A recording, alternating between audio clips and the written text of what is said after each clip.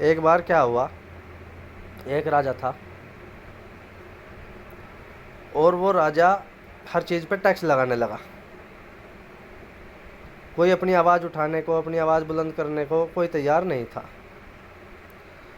और कोई जागरूक था ही नहीं। पब्लिक टैक्स दे रही जी रही, पब्लिक टैक्स दे रही जी रही। और राजा को भी पता था कि तू नाजायज़ कर रहा है, कुछ टैक्स ज़्यादा लगा रहा है, लेकिन उसे ये जानने की जिज्ञासा थी कि कितने लोग तेरे शासन में जागरूक हैं। अब उसने क्या काम किया, एक पुल बनवा दिया जिस पुल की कोई आवश्यकता भी नहीं थी। एक ऐसा पुल बनवा दिया। अब पब्लिक ने, और उस पुल पे टैक्स भी लगा दिया राजा ने कि जो भी आएगा जाएगा वो टैक्स देगा। और एक शिकायत पेटिका रख दी कि किसी को भी कोई शिकायत हो भाई तो वो शिकायत पेटिका में अपनी समस्या लिख कर डाल सकता है।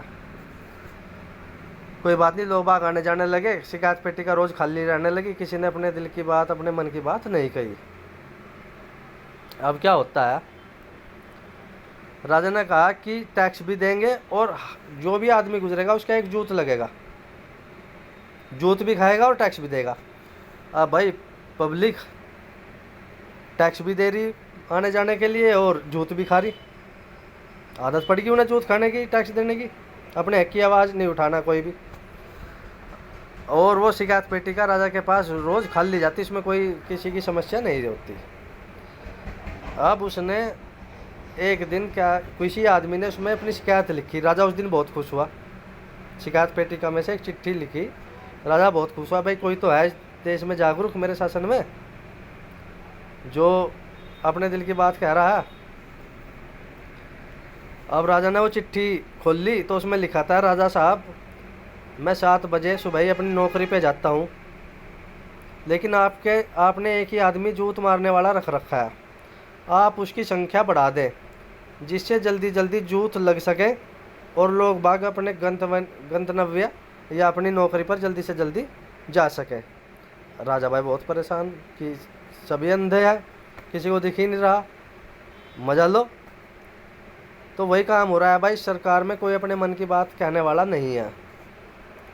अपने आप को, अगर जो कोई अपनी हक की लड़ाई लड़ता है तो वो छोटा महसूस करता है अपने आप को।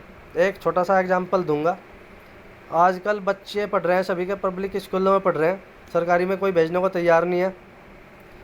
और वहाँ पर 100-200 रुपये की किताब, 4-4, 5-5 हज़ार रुपये की किताब के रूप में मिल रही हैं कमीशन खोरी के खेल में, लेकिन कोई भी अभिभावक उसकी शिकायत भी नहीं करना चाहता।